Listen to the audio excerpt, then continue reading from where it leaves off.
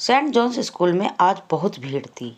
किसी के चेहरे पर उदासी छाई हुई थी तो किसी का चेहरा खिला हुआ था, क्योंकि आज रिजल्ट आया था और सोनी ने टॉप किया था। उसके सारे दोस्तों के नंबर भी अच्छे आए थे। उसके दोस्त मोनी, रोहित और सोहन बहुत खुश थे। सोहन सोनी को छेड़ते हुए कहता है, सोनी, तुमने स्कूल में टॉप किया है तो बहुत बड़ा तीर नहीं मार लिया है? सोनी कहती है, क्या कहना चाहते हो तुम? सोहन कहता है, सारा स्कूल जानता है कि इस स्कूल में प्रिंसिपल तुम्हारी मोम है। जरूर उन्होंने एग्जाम में तुम्हारी मदद की होगी। सोहन की बात पर रोहित भी हंसते हुए बोला। रोहित कहता है, तूने बिल्कुल सही कहा है सोहन, मुझे भी अब यही शक हो रहा है। हमने भी एग्जाम में बहुत मेहनत की है, मगर हमने तो किसी ने भी टॉप नहीं किया।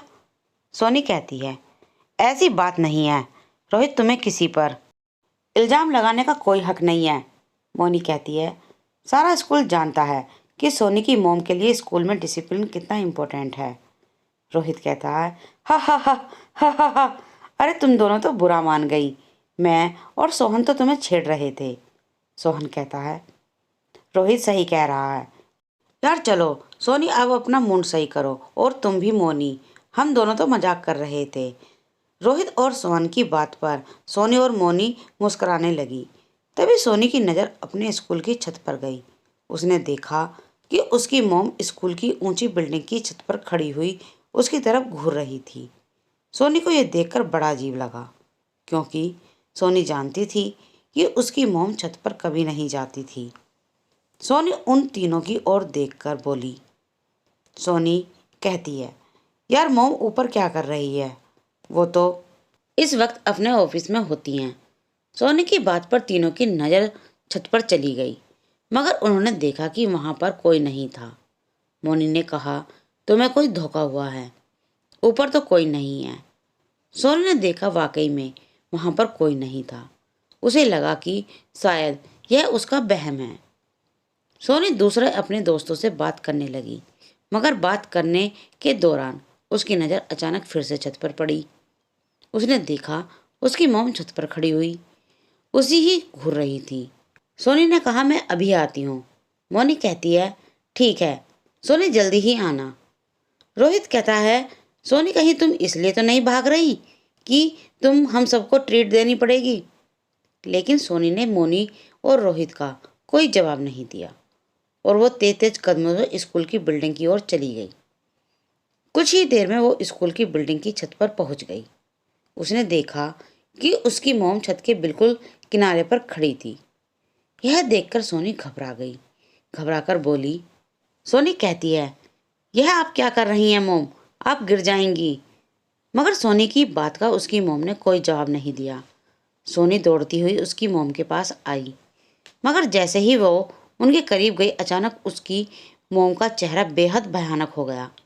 उसकी आंख की पुतलियां एकदम सफ़ेद हो गईं और चेहरे का मांस ऐसा हो गया जैसे कि बरसों से सड़ा हुआ हो। यह देखकर सोनी की हलक से चीख निकल गई और उसने हकलाते हुए पूछा। सोनी कहती है, कौन हो तुम? मगर उस भयानक चेहरे वाली ने बेहद फुर्ती से गला पकड़कर उसे छत से नीचे की ओर फेंक दिया और कुछ ही पलों में उसने दम को तोड़ दिया। कुछ ही देर में स्कूल में हाहाकार मच गया। सोनी की मोम अंजू श्रीवास्तव सोनी की लाश देखकर बिलक बिलक कर रोने लगी। मोनी, रोहित और सोहन को तो अब तक यकीन नहीं हो रहा था कि सोनी उनके बीच नहीं रही। तभी स्कूल की 4 लड़कियां, जिन्होंने अपनी क्लास में टॉप किया था, एक एक करके छत से नीचे गिरने लगी। अब वहां सोनी की जगह 4 लड़कियों की लाशें थीं। कुछ ही देर में इंस्पेक्टर राज पुलिस फोर्स को लेकर वहां पहुंच गए और लाशों को पोस्टमार्टम के लिए भिजवा दिया। उसके बाद मोनी, रोहित और सोहन के पास आकर बोला, मैंने सुना है तुम सोनी के खास दोस्त थे। तुम बता सकते हो कि सोनी ने आत्महत्या क्यों की? इंस्पेक्टर राज की बात सुनकर तीनों दोस्त चौंक गए। रोहित कहता है, नहीं नहीं, सोनी ने आत्महत्या नहीं की, वो तो हम सबसे बातें करते करते अचानक से छत पर चली गई। इंस्पेक्टर राज कहते हैं, तुम्हें पता है जिन 4 लड़कियों ने आत्महत्या की है, उन लड़कियों के फ्रेंड सर्कल का भी यही कहना है कि बातें करने के दौरान वो अचानक छत पर चली गई, लेकिन मेरा तजुर्बा यही कहता था कि यह आत्महत्या है, क्योंकि मैंने सारी सीसीटीवी फुटेज चेक की हैं। हमें कोई संदिग्ध व्यक्ति या औरत नजर नहीं आई। इतना कहकर इंस्पेक्टर राज वहां से चला गया, लेकिन सोहन, मोनी और रोहित का दिल मानने को तैयार ही नहीं था। वो तीनों स्कूल के फील्ड में एक पेड़ के नीचे बदहवासी की हालत में बैठ गए। सोहन कहता है, अब भी मुझे यकीन नहीं आ रहा कि सोनी अब हमारे साथ नहीं है। अरे वो बेवकूफ़ इंस्पेक्टर बोल रहा है कि उसने आत्महत्या की है। मेरा दिल नहीं मानता। तभी सोन के कान में एक बूढ़े की आवाज़ टकराई। बूढ़ा आदमी बोलता है, तुम सही कह रहे हो बच्चे, तुम्हारी दोस्त ने आत्महत्या नहीं की, बल्कि उसकी हत्या की गई है। उसको मारा है, उसको मारा है। तीनों दोस्त ने देखा तो उनके सामने एक बूढ़ा व्यक्ति खड़ा था, जो उनको रहस्यमय अंदाज से देख रहा था। मोनी कहती है, आपको कैसे पता चला कि हमारे दोस्त को किसी ने मारा है? बूढ़ा कहता है, बहुत कम लोग जानते हैं, मैं सालों पहले इस स्कूल का चौकीदार हुआ करता था। ये मैं वो जानता हूँ जो कोई नहीं जानता। जब इस स्कूल की प्रिंसिपल अंजू श्रीवास्तव बनी तो उसने मुझे स्कूल से हटवा दिया, और हटवाती भी क्यों नहीं, क्योंकि मैं उस मक्कार औरत का राज जो जानता था। सच तो यह है कि उसकी कर्मों की सजा उसकी बेटी को मिली, साथ ही उन बेचारी 4 स्टूडेंटों को भी। मोनी कहती है, आप कहना क्या चाहते हैं?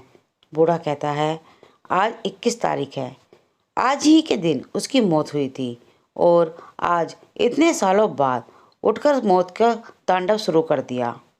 लेकिन वो तब तक शांत नहीं होगी जब तक अंजू श्रीवास्तव को नहीं मार देगी।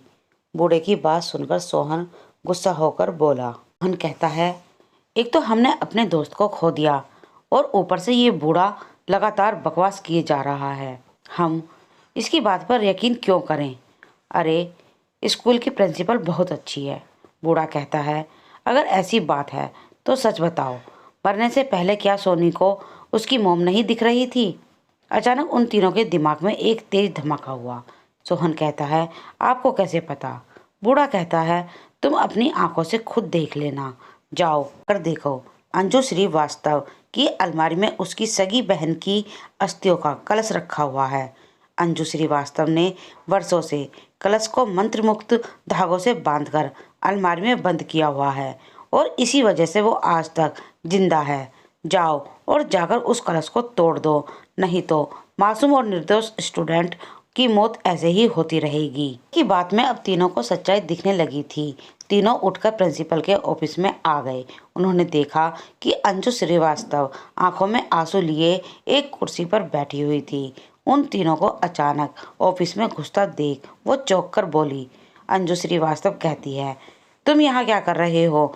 मगर उन तीनों ने उसकी बात को कोई जवाब नहीं दिया। तुरंत अंजू श्रीवास्तव की बगल में बनी अलमारी को खोलकर अस्थियों के कलश को बाहर निकाल दिया। यह देखकर अंजू श्रीवास्तव चीखकर बोली। अंजू श्रीवास्तव कहती है, कलश को तुम वहीं रख दो। मगर सोहन ने कलश को तोड़ दिया। जैसे ही कलश टूटा, अचानक उसमें से एक काला धुआं उठा, और देखते ही देखते उस काले धुएं ने एक भयानक औरत का रूप ले लिया और तुरंत अंजू श्रीवास्तव का गला पकड़ लिया। वो चिल्लाती है। चुड़ैल कहती है, सालों पहले तूने मुझे इसी बात पर स्कूल की बिल्डिंग से धक्का दे दिया था कि मैंने स्कूल में टॉप किया था। तूने अपनी सगी छोटी बहन को ही मार दिया। अंजू श्रीवास्तव कहती है, मुझे माफ़ कर दो, मुझे माफ़ कर दो। चुड़ैल कहती है, नहीं, तू माफ़ी के लायक नहीं है। अंजू श्रीवास्तव कहती है, तूने मेरी बेटी को मारकर अपना बदला ले लिया ना। चुड़ैल कहती है, तेरी बेटी ने तेरे कर्मों की सजा पाई, अब तेरी बारी। इतना कहकर उसने एक ही झटके में अंजू श्रीवास्तव की गर्दन को उसके धड़ से अलग कर दिया, और देखते ही देखते वो भयानक औरत गायब हो गई। मोनी, रोहित और सोहन को समझ में आ चुका था कि वर्षों पहले अंजू श्रीवास्तव ने अपनी सगी बहन को जलन की वजह से जान से मार दिया था, और आज बरसों बाद उसने अपना बदला ले लिया। तो दोस्तों, मेरी ये कहानी यहीं समाप्त होती है। उम्मीद करती हूँ आपको मेरी ये कहानी अच्छी लगी होगी।